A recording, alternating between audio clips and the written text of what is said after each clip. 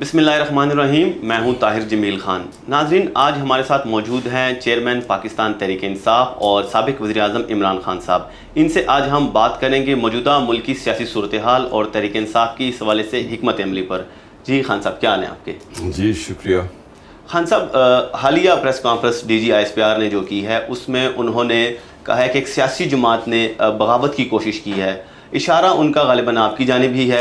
تو ایسے میں جب وہ اپنے ادارے کے اندر ہی احتساب کا عمل کر رہے ہیں، 2 اسٹار اور 3 اسٹار جنرلز بھی انہوں نے نہیں بخشے، تو آپ اپنا مستقبل کیا دیکھ رہے ہیں؟ دیکھیں، آگے تو جو ہوتا ہے ہمیں اللہ میں ایمان ہے، تو وہ تو جو ہوگا ہوگا.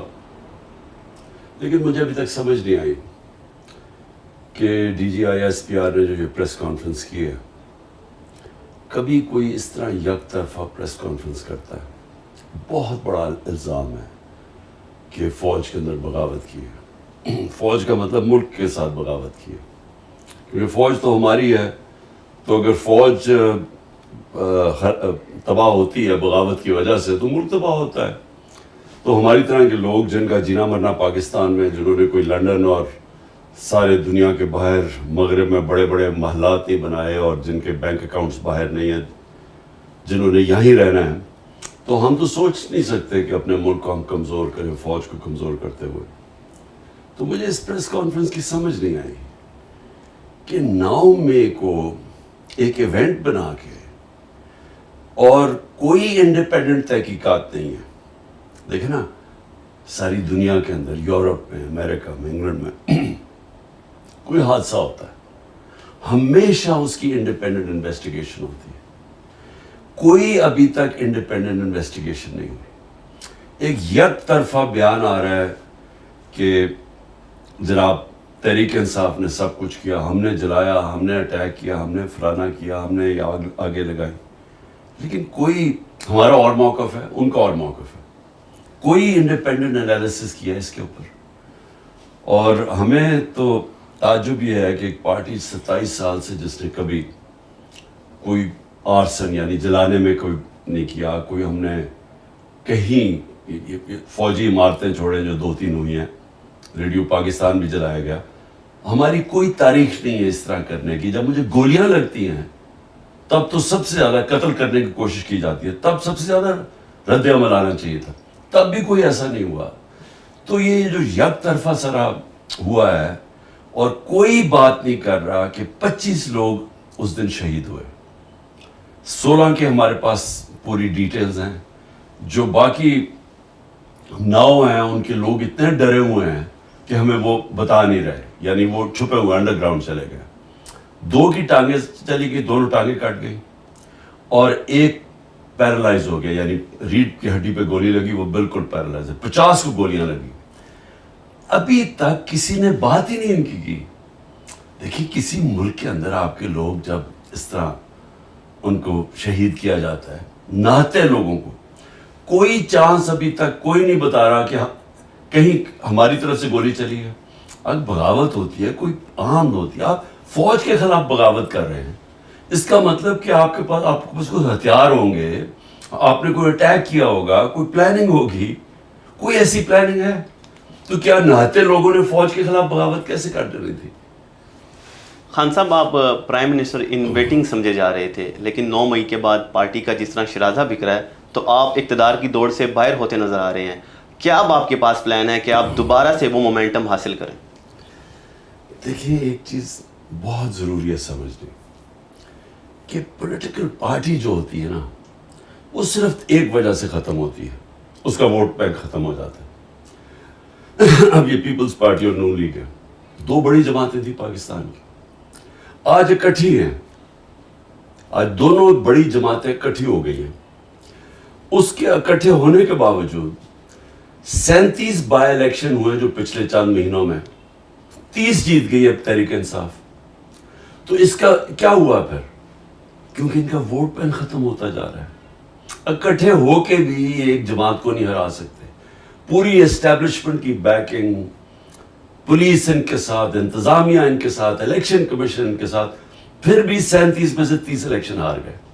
اور اتنے خوف زدہ ہیں کہ جو جب سپریم کورٹ نے اناؤنس کیا ہمارا پنجاب کا الیکشن 14 مئی کو، ان سب نے مل کے الیکشن سے بھاگ گئے.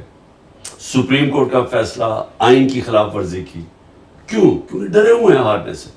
تو پوائنٹ یہ ہے کہ جماعت تو تب ہارتی ہے جب اس کا ووٹ بینک ختم ہو جاتا ہے، اور جب اس کا ووٹ بینک ختم ہو جاتا ہے تو اسٹیبلشمنٹ بھی اس کے ساتھ کھڑی ہو جائے، وہ نہیں جیت سکتی. تو تحریک انصاف کا تو اس وقت ووٹ بینک عروج پہ ہے. یہ جو بھی ہو رہا ہے، آپ جتنا ہمارے پہ ظلم کیا جا رہا ہے، یہ انتقامی کارروائی کی جا رہی ہے، 9 مئی کا بہانہ لگا کے ہمارے 10,000 لوگوں کو جیلوں میں ڈال دیا ہے، سینئر لیڈرشپ جیل میں ڈال دی ہے. نکلتے تب ہیں جب وہ کہیں کہ جی ہم پارٹی چھوڑ رہے ہیں، تب وہ نکلتے ہیں. تو کیا اس سے کیا ہوگا؟ تحریک انصاف کمزور ہو رہی ہے، تحریک انصاف اور طاقتور ہو رہی ہے. کیوں؟ کیونکہ ووٹ بینک بڑھتا جا رہا ہے. خان صاحب، پارٹی کے سرکردہ جو رہنما ہیں اور آپ کے قریبی ساتھی، ان کے چھوڑ جانے کے بعد خود کو تنہا تو محسوس کرتے ہوں گے؟ دیکھیں، میری ایک مشن ہے. مشن کے اندر آپ نہ دیکھتے ہیں اپنی فیملی، نہ آپ دیکھتے ہیں اپنے دوست، نہ آپ دیکھتے ہیں کہ جی میرے سے 26 سال کوئی میرے ساتھ رہے. آپ صرف مشن دیکھتے ہیں. آپ اٹھا کے دیکھ لیں جنہوں نے مشن لڑی ہیں، قائد اعظم محمد علی جناح، کتنی ان کی دوستیاں رہ گئیں، ان کی فیملی ڈسٹربٹ ہو گئی. مہاتما گاندھی کا دیکھ لیں، وہ بھی بہت بڑا لیڈر تھا. اس کا دیکھ لیں کہ اس کی کیا پرائیویٹ لائف، دوستیاں کدھر گئی. نیلسن منڈیلا کی زندگی پڑھ لیں تو وہ کتنی ان کی فیملی ساری ختم ہو گئی، اس کے دوستوں سے کیا ہوا. تو میرے لیے تو ایک مشن ہے حقیقی آزادی کی. 27 سال پہلے میں نکلا تھا تھوڑے سے لوگوں کے ساتھ، بڑی دیر تھوڑے سے لوگ تھے، پھر بڑھتی گئی، اور پھر اللہ کا کرم ہے آج پاکستان کی شاید تاریخ کی سب سے بڑی پارٹی بن چکی ہے. تو اس کے اندر دوستیاں کا آنا جانا سے کوئی فرق نہیں پڑتا. کنسنٹریشن ہے کہ ہم نے اپنے ملک کو، اگر ہم نے اس کو اٹھانا ہے، اگر ہم نے اس کو ایک عظیم قوم بنانا ہے جو کہ بن سکتی تھی. بڑا خواب تھا پاکستان، وہ تب ہوگا جب حقیقی جمہوریت آئے گی. حقیقی جمہوریت تب آتی ہے. حقیقی جمہوریت کا مطلب حقیقی آزادی. آزادی ہوتی ہے تو خوشحالی ہوتی ہے. حقیقی جمہوریت تب تک نہیں آ سکتی جب تک رول آف لا یعنی انصاف نہیں ہوتا. کیونکہ رول آف لا ہوتا ہے تو جمہوریت ہوتی ہے، تو آزادی ہوتی ہے، تو خوشحالی ہوتی ہے. تو یہ جو لوگ چھوڑ کے مغرب جا رہے ہیں، یورپ جاتے ہیں، ساؤتھ امریکہ سے امریکہ گھسنے کی کوشش کرتے ہیں، یہ کیوں کرتے ہیں؟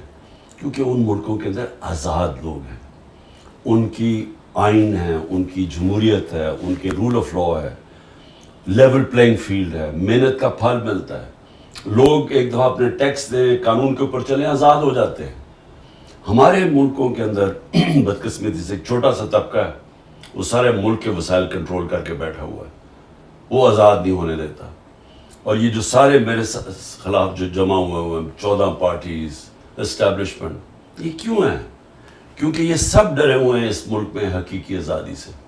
حقیقی آزادی کا مطلب کہ یہ جو سارے قبضہ کر کے بیٹھے ہوئے وسائل کے اوپر اور قانون کے اوپر بیٹھے ہوئے ہیں، تو ان کو خطرہ ہے. خان صاحب، آپ کے پرانے دوستوں کی نئی جماعت استحکام پاکستان پارٹی کو کس نظر سے دیکھ رہے ہیں آپ؟ دیکھیں، کبھی بھی پاکستان کی تاریخ میں کوئی آرٹیفیشل پارٹی چلتی نہیں ہے. زندگی میں کوئی شارٹ کٹ نہیں ہوتا. یعنی میں اگر یہاں تک پہنچا ہوں تو 27 سال کی سٹرگل ہے. 14 سال کی، جس طرح میں نے کہا تھوڑے سے لوگ تھے ساتھ، مذاق اڑتا تھا. آہستہ آہستہ پبلک کے اندر اس کی جڑیں گئیں، اس کا نظریہ گیا، اور آج سب سے بڑی اللہ کا کرم ہے جماعت ہے. لیکن کسی کا خیال ہے کہ اس طرح کی جماعت بنا دو اور ادھر ادھر سے لوگ توڑ کے لے آؤ، تو اس کی پبلک میں تو کوئی روٹس ہے ہی نہیں. خان صاحب، پاکستان کی سیاست میں فوج کے کردار کے کس حد تک آپ قائل ہیں؟ کس حد تک فوج کا کردار ہونا چاہیے اور ہونا چاہیے بھی یا نہیں؟ آپ کا کیا موقف ہے اس بارے میں؟ دیکھیں، ہمارا ایک ملک ایوالو کر رہا ہے. 75 سال کی ہماری زندگی ہے. ہمارا ملک کیسے شروع ہوا تھا؟ ایک سیکیورٹی اسٹیٹ. کیوں؟ ہمیں خوف تھا. ایک دم آتے ساتھ ہی 47 میں آزادی ہوئی، 48 میں جنگ ہو گئی کشمیر کے اوپر. اس کی وجہ سے ایک خوف آ گیا کہ ہم 7 گنا بڑا ملک ہے ہمارا ہمسایہ، اور وہ ہمیں مانتا ہی نہیں ہے. وہ ہمسائے کا خیال تھا کہ پاکستان زیادہ دیر رہے گا نہیں، اور یہ پھر ضم ہو جائے گا ہندوستان میں. اس خوف کی وجہ سے ہماری سیکیورٹی اسٹیٹ اور قوم اپنی فوج کے ساتھ کھڑی ہو گئی, اور قوم یہ سمجھتی تھی کہ فوج کی ہمیں بہت ضرورت ہے. تو وہ ہوتا ہوا ایسے کہ فوج نے 3 دفعہ ڈائریکٹ مارشل لاز لگائے حکومت کی, اور جب نہیں بھی مارشل لا تھے تو فوج اندر ایک سسٹم کے انٹرنچ ہو گئی. میرا پوائنٹ یہ ہے کہ آگے جب ہم پڑھ رہے ہیں, کوئی بھی جو پرماننٹ چیز ہوتی ہے نا, وہ ہوتی ہے چینج. آپ اگر وقت کے ساتھ نہیں بدلتے, ٹائم کسی کی انتظار نہیں کرتا, آپ کو پیچھے چھوڑ دیتا ہے. آج اگر ہم اپنا ہندوستان سے موازنہ کریں, اور جو ابھی ہندوستان کی اور امریکہ کا جو معاہدے ہوئے ہیں, اور جس تیزی سے اب ہندوستان آگے بڑھ رہا ہے, اور جس تیزی سے ہم نیچے جا رہے ہیں, تو ہمیں آج ہی سوچنا چاہیے کہ اگر ہم نے اپنے آپ کو بدلا نہ, تو ہمارا مستقبل اب خطرے میں ہے. کیونکہ جو ہندوستان کی یہ جو بی جے پی یا RSS کی جو نظریہ آئیڈیالوجی ہے, یہ پاکستان کو تسلیم نہیں کرتی, اور یہ پوری کوشش کرے گی کہ اگر انہوں نے یہ دیکھا جس طرح ہم کمزور ہوتے جا رہے ہیں, تو وہ گرتی ہوئی دیوار کو ایک دھکا اور دو, وہ ضرور کریں گے. وہ ہمیں اور کمزور کریں گے, کیونکہ وہ نریندر مودی کا بڑا ایک تکبر بھرا ہوا بیان آیا ہے کہ پاکستان تو اپنے بوجھ کے اندر ہی گر رہا ہے, ہمیں تو اس کی پرواہ نہیں کرنی چاہیے. لیکن وہ پرواہ کر رہے ہیں, وہ کریں گے پاکستان کو اور کمزور. تو ہمیں تو اپنے آپ کو اگر ہم نے نہ بدلا, ہم نے ایک اپنے آپ کو ایک حقیقی طور پہ جمہوریت اور رول آف لا نہ لے کے آئے پاکستان میں, تو مجھے افسوس سے کہنا پڑتا ہے کہ جو اب حالات ہیں, اگر اسی طرح ہم چلتے رہے, اس کا تو کوئی مستقبل نہیں ہے. خان صاحب, پاکستان میں میڈیا کی آزادی کو آپ کس نظر سے دیکھ رہے ہیں, اور کس حد تک میڈیا کی آزادی کے آپ قائل ہیں؟ دیکھیں, جمہوریت کیا ہے؟ جمہوریت ہے آزادی. جمہوریت کیوں ہم چاہتے ہیں؟ کیونکہ ہمیں آزاد کر دیتی ہے. کیوں جو ملک جمہوریت جن میں آ جاتی ہے وہ کیوں تیزی سے ترقی کر جاتے ہیں؟ کیونکہ وہ لوگ آزاد ہو جاتے ہیں. ایسٹ اور ویسٹ یورپ دوسری جنگ عظیم کے بعد آدھا غلامی میں چلا گیا, ایک ٹوٹیلیٹیرین سٹیٹس بن گئی, آزادی ختم ہو گئی. اور جو آدھا یورپ تھا, ویسٹرن یورپ, آزاد ہو گیا. 50 سال کے بعد جو آزاد یورپ تھا وہ خوشحال ہو گیا, اوپر چلا گیا. جو غلام تھا وہ نیچے رہ گیا. ایسٹ جرمنی, ویسٹ جرمنی, جو آزاد تھا, جو جمہوریت تھی, ویسٹ جرمنی وہ اوپر چلا گیا, ایسٹ جرمنی پیچھے رہ گیا. ساؤتھ کوریا, نارتھ کوریا میں ڈکٹیٹرشپ آ گئی, ساؤتھ کوریا جمہوریت آ گئی, وہ اوپر چلا گیا اور وہ پیچھے رہ گیا. تو ہمیں یہ پتہ ہے کہ جمہوریت اور آزادی ساتھ ساتھ جاتے ہیں, اور اس کے لیے آزاد میڈیا بہت ضروری ہے. جب آپ میڈیا آزاد ہوتا ہے, وہ تنقید کرتا ہے. ایک سسٹم, جب ایک سسٹم میں آپ تنقید کرتے ہیں, وہ اس میں اصلاحات کی چانس ہوتی ہے. جب آپ تنقید ختم کر دیتے ہیں, سسٹم ختم ہو جاتا ہے. اور وہی میں نے آپ کو جو مثال دے رہا ہوں کہ یہ سب معاشروں میں جب ڈکٹیٹرشپ میں تنقید ختم ہو جاتی ہے, سسٹم پیچھے رہ جاتے ہیں. تو آزاد میڈیا تو بہت ضروری ہے. یہ ہے کہ اس کو ذمہ دار ہونا چاہیے, اس کے اوپر کربز ہونی چاہیے. جس طرح مغرب میں لائبل کیسز ہوتے ہیں, آپ کسی کی توہین نہیں کر سکتے, لیکن تنقید کرنا ایک معاشرے کے لیے تو خون ہے, اس کا خون بڑھتا ہے. خان صاحب, لیکن اس حوالے سے ہی کہا جاتا ہے کہ آپ کے دور میں بھی کوئی مثالی دور نہیں تھا میڈیا کے حوالے سے. نہ صرف انڈیویجولی صحافی اس سے متاثر ہوئے ہیں, بلکہ کئی ادارے بند ہوئے, کئی سینکڑوں صحافی بے روزگار بھی ہوئے ہیں. اس حوالے سے آپ کیا کہیں گے؟ یہ بالکل پروپیگنڈا ہے. میں چیلنج کرتا ہوں, ایک انگریزی میں لفظ ہوتا ہے, وہ کہتے ہیں کہ فالس ایکویولنس. غلط طریقے سے ایکویٹ کر دیتے ہیں دو بالکل مختلف چیزوں. آج میڈیا بالکل کنٹرولڈ ہے. آپ آج عمران خان کا ٹی وی پہ نام نہیں لے سکتے, جو ملک کی سب سے بڑی پارٹی ہے اور جس کی ریٹنگ 70 to 80% ہے ایک جمہوریت کے اندر. کیسے ہو سکتا ہے کہ میڈیا پہ آپ اس کو دکھانے نہیں دے رہے؟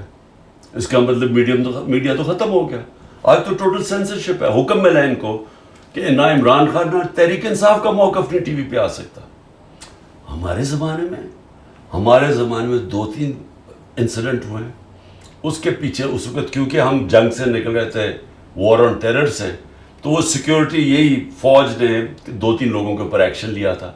میری گورنمنٹ نے کسی کے اوپر ایکشن لیا, اور ایک جگہ مطیع اللہ جان کو اٹھایا گیا تھا, ہمیں پتہ چلا, اگلے دن ہم نے اس کو چھڑوایا.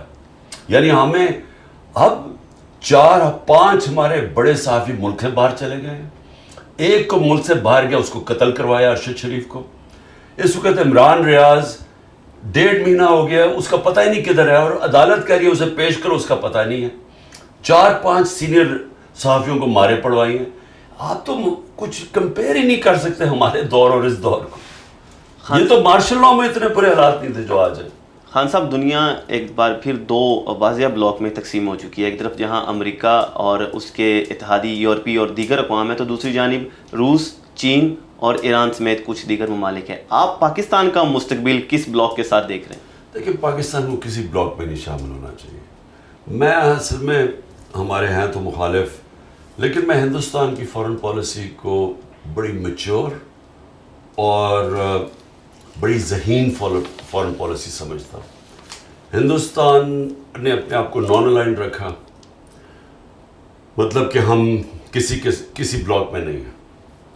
جب کولڈ وار تھی اور ہم بلاکس میں چلے گئے, اور اس کے انہوں نے سب سے اپنے تعلقات رکھے, امریکہ سے بھی رکھے, روس سے بڑے کلوز تعلقات تھے.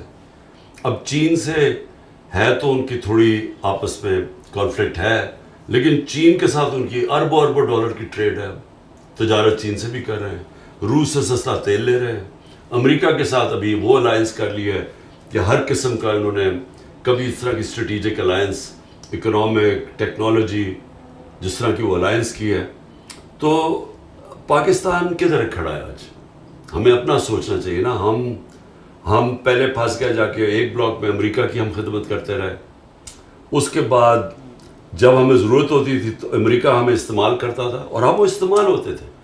افغان جہاد میں ہم استعمال ہوئے, جب استعمال ٹیشو پیپر کی طرح استعمال کر کے پھینک دیا گیا. پھر وار آن ٹیرر میں استعمال ہوئے, پھر وہ ختم پھینک دیا گیا. تو یہ تو ہمارا اپنا قصور ہے. ایک خوددار فارن پالیسی ہونی چاہیے, غیرت ہونی چاہیے, قومی غیرت, ایک اپنے پیر پہ کھڑا ہونا چاہیے. ہمیں اب سب سے اچھے تعلقات رکھنے چاہیے. ہمیں امریکہ سے بھی اچھے رکھنے چاہیے, چین سے بھی, روس سے بھی, سب سے. کیونکہ ہمیں تو ایک امن چاہیے پاکستان میں. ہمیں کسی کی جنگ کے اندر شرکت نہیں کرنی چاہیے. میرا بالکل موقف ٹھیک تھا کہ روس اور یوکرین کے بیچ ہمیں نیوٹرل رہنا چاہیے. اس گورنمنٹ نے آ کے یوکرین کا ساتھ دینا شروع کر دیا, اور پھر کہتے ہیں جی روس نے ہمیں سستا تیل نہیں دیا. تو یہ تو ہمارا اپنا, ہمیں کیوں ضرورت ہے؟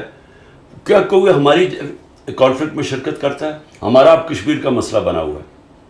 انہوں نے, ہندوستان نے یونائٹڈ نیشنز کی سیکورٹی کاؤنسل ریزولوشن کو باہر پھینک کے ان کی اسٹیٹوٹ ختم کر دیے. 5 اگست 2019 میں. کیا کسی نے ہماری مدد کی ہے؟ کوئی ہمارے لیے بولا ہے؟ تو ہم کیوں کسی کی جنگوں میں شرکت کریں؟ خان صاحب, آپ امریکہ پر الزام لگاتے تھے اپنی حکومت کے خاتمے کا, آپ آج بھی سٹینڈ کر رہے ہیں اس الزام پہ؟ دیکھیں, جو حقیقت ہے وہ تو ہے نا حقیقت, کہ ایک 6 مارچ کو میرے پاس ایک سائفر آتا ہے, کوڈڈ میسج, سیکرٹ میسج اپنے امبیسڈر سے واشنگٹن میں, اسد مجید سے, کہ ان کو ایک American under secretary of state نے کہا کہ عمران خان کو اگر تم نہیں ہٹاؤ گے ووٹ آف نو کانفیڈنس میں, تو ہم تمہارے لیے, پاکستان کے لیے کانسیکوینسز ہوں گے.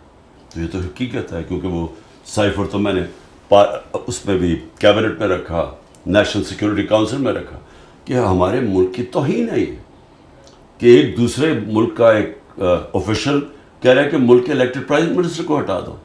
تو وہ تو فیکٹ ہے. لیکن بعد میں ہمیں جب چیزیں آہستہ آہستہ پتہ چلی, ایک فائرہ ہے انگلینڈ کے اندر, امریکہ کے اندر, جس کے اندر آپ کو رجسٹر کرنا پڑتا ہے. کوئی بھی فورن لابسٹ ہو اس کو رجسٹر کرنا پڑتا ہے. کسی ملک سے اگر کوئی لابی کر رہا ہو تو اس میں پتہ چلا کہ حسین حقانی کو ہم نے $30,000 دیے تھے, اور جنرل باجوہ نے اس کو پیسے دلوائے تھے اپنے لیے لابی کرنے کے لیے, وہ میرے خلاف, کہ عمران خان اینٹی امریکن ہے. تو یہ یعنی سازش تو ادھر سے شروع ہوئی, تو ادھر اس کے بعد ادھر سے سائفر آیا. خان صاحب, ایک تاثر عام ہے کہ آپ کے دور میں آپ پاکستان میں چینی منصوبوں پر تحفظات رکھتے تھے. آج کی تاریخ میں سی پیک پر آپ کا کیا موقف ہے؟ دیکھیں, پہلے تو یہ بالکل ہی غلط ہے. ہمیں بلکہ الٹا کہا جا رہا تھا. جنرل باجوہ ہمیں کہتا رہتا تھا کہ تم بہت زیادہ چائنا کی طرف چلے گئے ہو, امریکہ ناراض ہو جائے گا. ہمیں تو وہ الٹا کہتا تھا. تو ہمارا تو یہ ہے کہ چائنا ہمارا 70 سال پرانا دوست ہے اور چائنا ہمارے ساتھ ہر اچھے برے وقت میں کھڑا رہا اور ہمیں ہمیشہ چائنا سے تعلقات ہمارے اس لیے اچھے ہونے چاہیے کہ فیوچر میں چائنا ایک وہ پاور نکل رہی ہے اکنامک پاور، میرے نہیں خیال میں اس کا کوئی مقابلہ کرے گا. تو ہمیں تو ان سے ہر قسم کی ہیلپ کی ضرورت ہے چائنا سے. سو ہمیں ہم نے تو پوری کوشش کی کہ ہمارے تعلقات بہتر ہوں. بدقسمت ہے 2 سال کووڈ-19 آ گیا. کووڈ-19 کی وجہ سے 2 سال چائنا بند ہو گیا. تو اس سے ہماری جس رفتار پہ ہماری پروگریس ہونا تھا اور سی پیک پہ بھی، لیکن وہ بھی میں سمجھتا ہوں کہ ہم نے اس کے باوجود ہم نے بڑی تیزی سے آگے بڑھ رہے. لیکن سر واقفان حال تو کہتے ہیں کہ چائنا کا جو ٹلٹ ہے وہ شریف برادران کی جانب زیادہ ہے بجائے آپ کے. کوئی تو وجہ ہوگی اس کی؟ میں نہیں جانتا کہ یہ دیکھیں یہ پروپیگنڈا ہے. کون یہ فیصلہ کرے گا کہ ٹلٹ زیادہ ہے؟ یعنی کیا ثبوت ہے اس کا؟ کیا انہوں نے 14 مہینے میں یہ جب سے آئے تو کون سا مارکا مار دیا؟ بتائیں چائنا سے کیا کیا انہوں نے؟ وہ بتائیں انہوں نے کوئی کام کیا جو ہمارے زمانے میں نہیں ہوا. یہ سمجھیں کہ چائنا کا جو فورن منسٹر تھا، میری نو کانفیڈنس موشن جب انہوں نے درج کیا اسمبلی میں، تو اس جب میں نے OIC کانفرنس کی تو چائنا کا foreign minister specially as a guest آیا. تو وہ کبھی اس طرح آتا ہے کہ اگر تعلقات ٹھیک نہ ہو، اور OIC کے سارے ملک کبھی آتے ہیں آپ کے، اگر سعودی عربیہ اور ایران اور جس بڑے مسلمان ملک ہیں یہ نہ چاہیں، نہیں تو OIC کانفرنس تو نہیں ہو سکتی. تو 4 مہینے میں 2 تو OIC کانفرنسز ہوئی ہماری، ان میں اٹینڈ کرتا ہے آگے چائنا کا فورن منسٹر. تو یہ کدھر سے کہتے ہیں کہ یہ تعلقات ٹھیک نہیں تھے؟ خان صاحب، آپ کے دور میں آپ کا ایک منصوبہ تھا کہ تحریک طالبان پاکستان کے ساتھ مذاکرات کیے جائیں، حتیٰ کہ فاٹا کے اندر بھی انہیں آباد کرنے کی بات ہو رہی تھی. آج کے بھی آپ کا موقف وہی ہے باوجود اس کے کہ وہ ہماری اسٹیٹ کو ہی تسلیم نہیں کرتے؟ دیکھیں، گورنمنٹ چینج ہو جاتی ہے افغانستان میں، طالبان کی حکومت آ جاتی ہے. طالبان کی حکومت کہتی ہے کہ جو TTP افغانستان میں بیٹھ کے پاکستان میں واردات کر رہی تھی، وہ ان کو کہتے ہیں کہ جی اب آپ پاکستان واپس جائیں.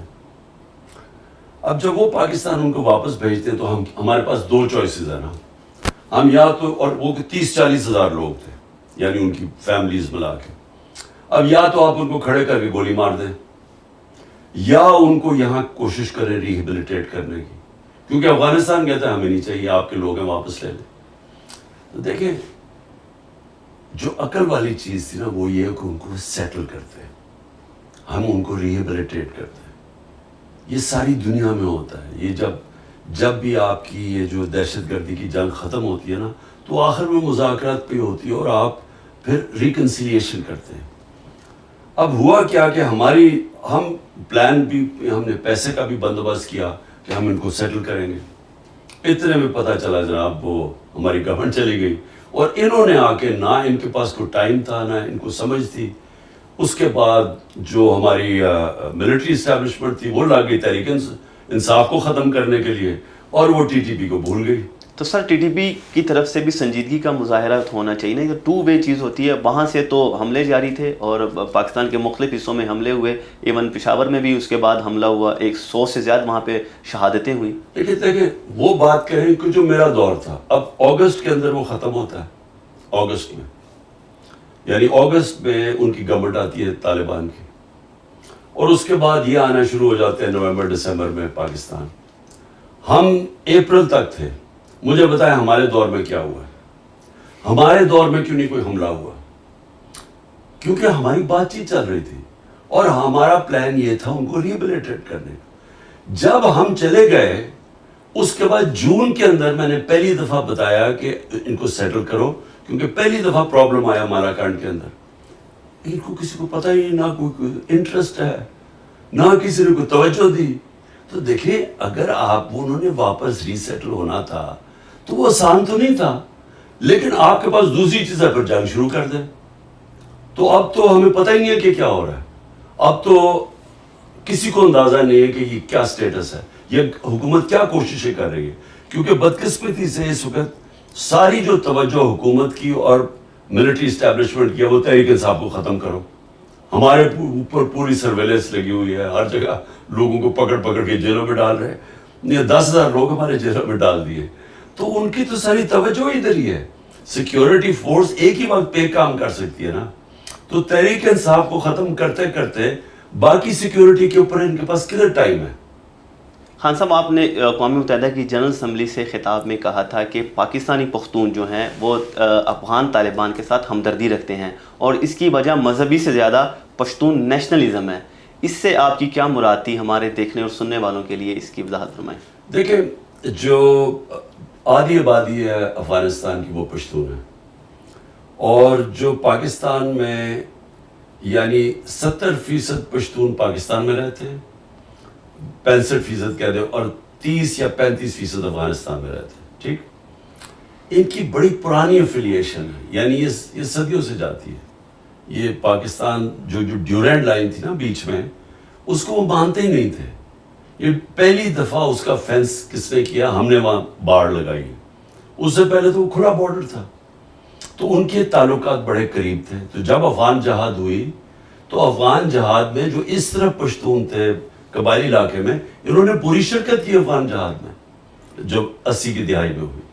تو جب یہ آ گیا امریکہ کی جب وار آن ٹیرر، تو انہوں نے جب طالبان کو کیا تو طالبان پشتون تھے. تو جو اس طرف تھے ان کی بڑی ان کے ساتھ افیلیشن تھی. تو یہاں سے بھی لوگوں نے اس میں شرکت کی کیونکہ وہ ایک پرانی ان کی چلی جا رہی تھی.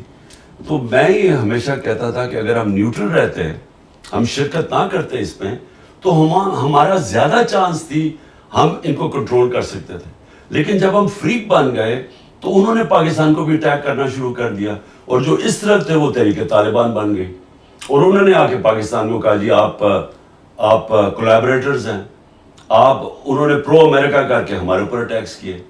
خان صاحب، آپ نے القاعدہ چیف کو بھی شہید کہا تھا. اس کی کیا وجہ تھی اور کیا آج بھی آپ اسے شہید سمجھتے ہیں؟ وہ تو اور طرح میں نے بات کی تھی، وہ غلط طرح یہ سمجھے تھے. میں نے کلیریفائی کر دی تھی بعد میں. تو ابھی اگر آپ ریکارڈ کی درستگی کے لیے کلیریفائی کرتے ہیں اور آگے چلیں اور بات کریں. اچھا، آخری سوال آپ سے ذرا موجودہ تلخ صورتحال سے ذرا ہٹ کے ہے، اور وہ کرکٹ پہ ہے. ابھی چند مہینے میں 2 بڑے کرکٹ کے ٹورنامنٹ آ رہے ہیں. ایک ایشیا کپ ہے جو کہ پاکستان میں ہونے جا رہا ہے، اور اس کے لیے بھارت نے اپنی ٹیم بھیجنے سے انکار کر دیا ہے، جس کے بعد آدھے سے زیادہ جو میچز ہیں جو پاکستان نے ہوسٹ کرنے تھے پاکستان کے اندر، وہ سری لنکا منتقل ہو گئے ہیں. اور دوسری طرف اس کے ایک ماہ بعد ہی بھارت میں عالمی کپ آ رہا ہے، ورلڈ کپ، اور وہاں پاکستانی ٹیم نے جانا ہے. اور حکومت نے ابھی تک فیصلہ نہیں کیا کہ آیا ہمیں بھی ٹیم بھیجنی چاہیے یا نہیں. آپ اگر ہوتے، آپ وزیر اعظم ہوتے، آپ کا چیئرمین پی سی بی ہوتا، تو اس میں آپ کی کیا پالیسی ہوتی؟ میں پاکستان میں ٹورنامنٹ کرتا. بھارت نہیں آتی تو نہ آتی، کیونکہ اور اگر وہ یہاں نہ آتی تو ہمیں وہاں بھی نہیں جانا چاہیے تھا. کیونکہ دیکھیں یہ نہیں ہو سکتا کہ وہ یعنی یہ تو ایسے لگ رہا ہے کہ ہم اب ہمارا وہ سٹیٹس بن گیا ہے جو بنگلہ دیش کا ہے یا سری لنکا کا یا نیپال کا ہے. یعنی ہم تو وہ اب ہو گئے نا کہ ایک سیٹلائٹ اسٹیٹ بن گئے. دیکھیں خودداری بھی ہوتی ہے قوم کی. پاکستان ابھی بھی دنیا کی ٹاپ کرکٹ ٹیمز میں سے ہے، اور پاکستان کی ٹیم کی اہمیت ہے. دنیا دیکھنا چاہتی ہے پاکستان ٹیم کو. ہمارے پاس ورلڈ کلاس کرکٹرز ہیں. ہمیں کیوں اپنے آپ کو انڈر سیل کرتے ہیں؟ کیا اگر وہ سمجھتے ہیں کہ وہ بہت بڑی کوئی کرکٹنگ پاور بن گئے تو ہم بھی ہیں. تو ہمیں اگر وہ ہمارے ملک میں کھیلنے کے لیے نہیں تیار تو ہم کیوں ان کے ملک میں جا کے کھیلیں؟ خان صاحب، آپ کے وقت کا بہت شکریہ.